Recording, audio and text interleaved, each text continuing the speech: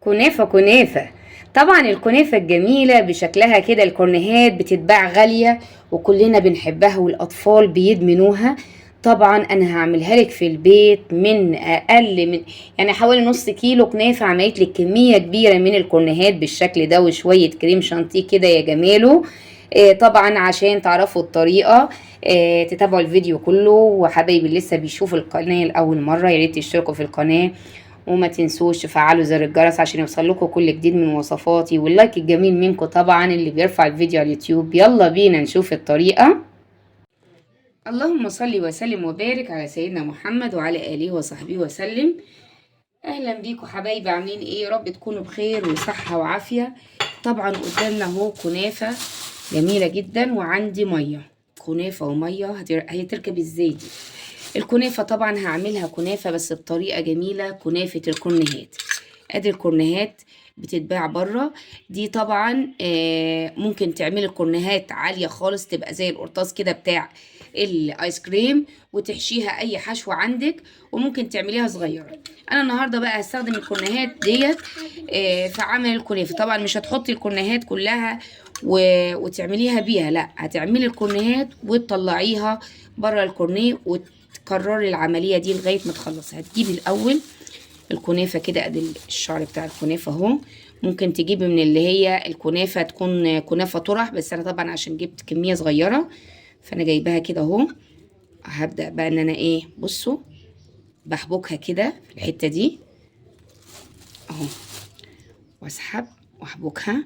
ممكن تعمليها بار للاخر اهو، شايفين كبيرة قد ايه؟ بس انا عايزاها الواحد يمسك الوحدية كده ياكلها من غير ما يقطمها على كذا مرة.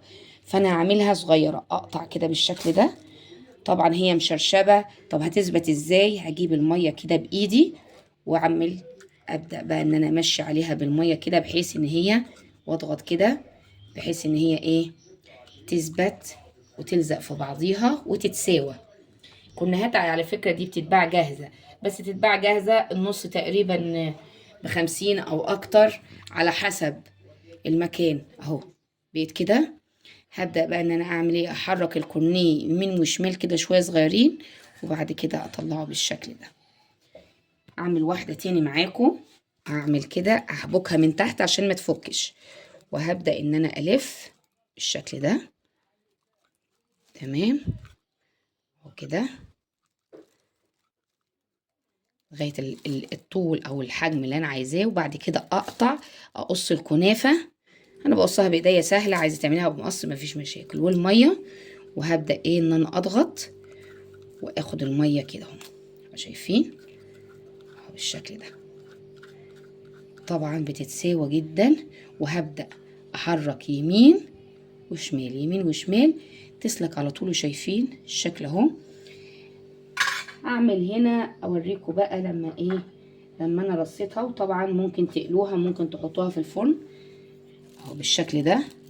طبعا بعد ما اخلص وارصها في الصينيه، هنزل عليها كده او بالفرشه ادهنها الزبده بتاعتي، واحطها في الفرن تتحمر كده وتاخد وش جميل، وارجع لكم عشان نعمل الكريمه بتاعتنا. اهو بعد ما خلصت الكورنيهات طبعا سيحت الزبده كده وبالفرشه. طبعا ممكن تعمليهم بالمعلقة، بس انا طبعا الكوليسترول عالي والدهون الكتيرة مش حلوة، فبعمل ايه بالفرشة بالشكل ده.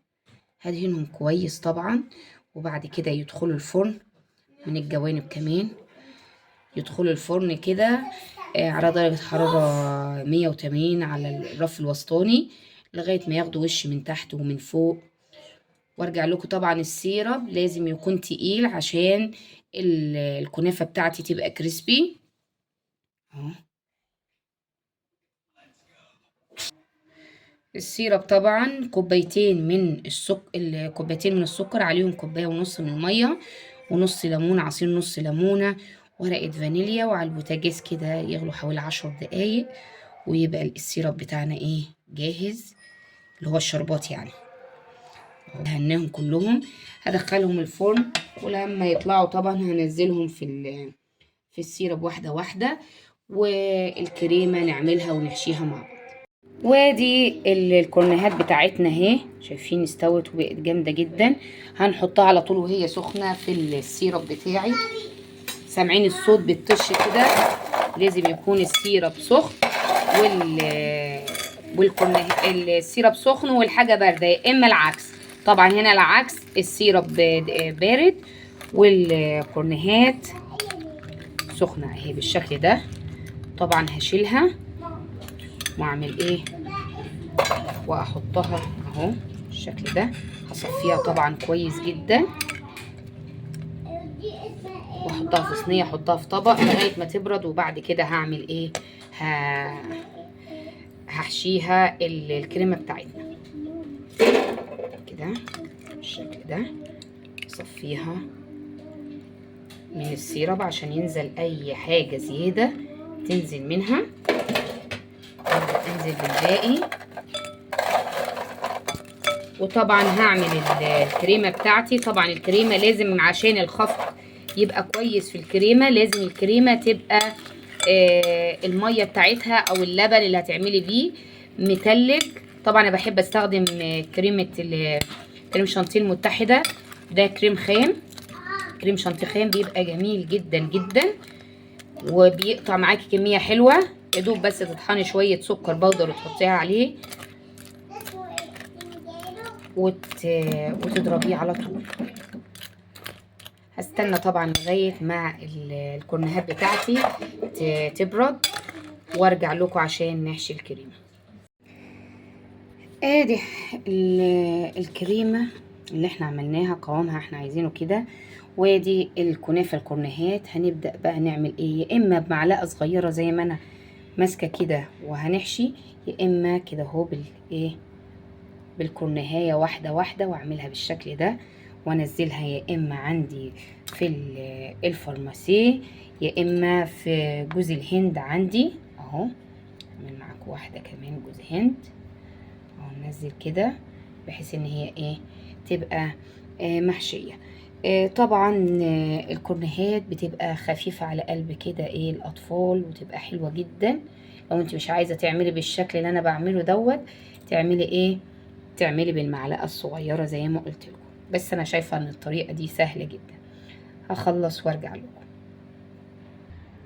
وادي الشكل النهائي للكنافه بتاعتنا الكورنيهات. يا ريت تعجبكم الطريقه، ما تنسونيش في اللايك والشير والسبسكرايب. كل سنه وانتم طيبين.